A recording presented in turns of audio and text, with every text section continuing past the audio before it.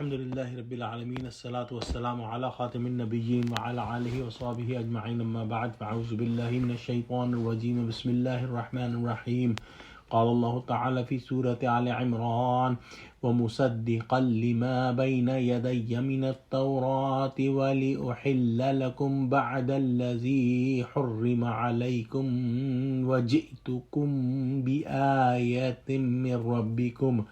فاتقوا اللہ وَأَطِیعُونِ۔ ترجمہ: اور مجھ سے پہلے جو تورات نازل ہوئی تھی اس کی تصدیق بھی کرتا ہوں، اور میں اس لیے بھی آیا ہوں کہ بعض چیزیں جو تم پر حرام تھیں ان کو تمہارے لیے حلال کر دوں، اور میں تو تمہارے پروردگار کی طرف سے نشانی لے کر آیا ہوں، تو خدا سے ڈرو اور میرا کہا مانو۔ اللہ سبحانہ وتعالیٰ کا ہر آنے والا نبی پہلے نبی کی تصدیق کرتا ہے، اور یہی کام حضرت عیسیٰ علیہ السلام نے بھی کیا۔ انہوں نے پچھلی کتاب تورات کی تصدیق کی، گویا حضرت موسیٰ علیہ السلام کی تصدیق کی۔ انہوں نے کہا کہ تورات اللہ کی کتاب ہے۔ یہ بات کہنے کی ضرورت اس لیے تھی کہ بنی اسرائیل تورات شریف کو مانتے تھے، اور اگر کوئی تورات شریف کی تصدیق نہ کرتا تو ایمان نہ لانے کا یہ بہانہ ہو سکتا تھا کہ تم اللہ کی کتاب کو نہیں مانتے اور تم پر ہم کیسے ایمان لائیں۔ حضرت عیسیٰ علیہ السلام نے فرمایا کہ میں تورات شریف کی تصدیق کرتا ہوں، تمہارے اور تمہارے دین کے خلاف کوئی دین لے کر نہیں آیا، اور تمہارے لیے اللہ کی طرف سے بعض ان چیزوں کو بھی حلال قرار دیتا ہوں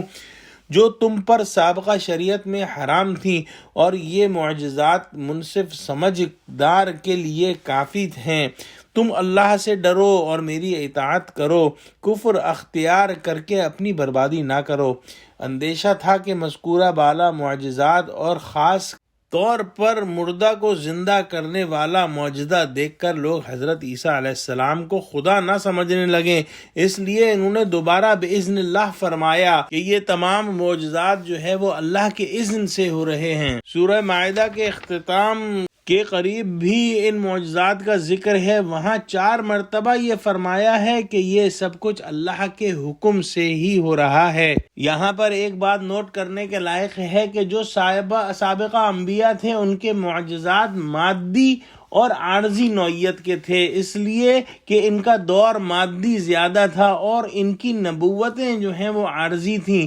لیکن جو معجزہ حضور صلی اللہ علیہ وآلہ وسلم کو دیا یعنی قرآن، یہ معجزہ جو ہے علمی ہے اور دائمی ہے، ہمیشہ رہے گا۔ حضرت عیسیٰ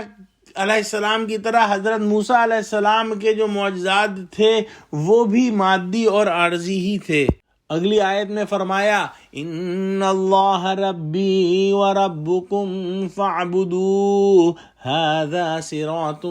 مستقیم۔ ترجمہ: کچھ شک نہیں کہ خدا ہی میرا اور تمہارا پروردگار ہے، تو اسی کی عبادت کرو، یہی سیدھا رستہ ہے۔ ایک بات اور نوٹ کرنے کے لائق ہے کہ تمام انبیاء کی دعوت کے جو اساسی اصول ہیں، جو بیسک جو ان کے پرنسپل ہیں وہ مشترک ہیں، یعنی اللہ تعالیٰ کی ربوبیت، کہ اللہ سبحانہ تعالیٰ ہی رب ہیں، اس کا اقرار، تقوی اور اطاعت رسول کا حکم، اور یہی جو ہے وہ اساس جو ہے وہ حضرت عیسیٰ علیہ السلام کی جو احکام ہیں ان کے اندر بھی ہے، جیسا کہ اس آیت کے اندر بیان ہوا کہ انہوں نے بار بار بنی اسرائیل کو ایمان کی دعوت دی، لیکن وہ ان کے دشمن ہو گئے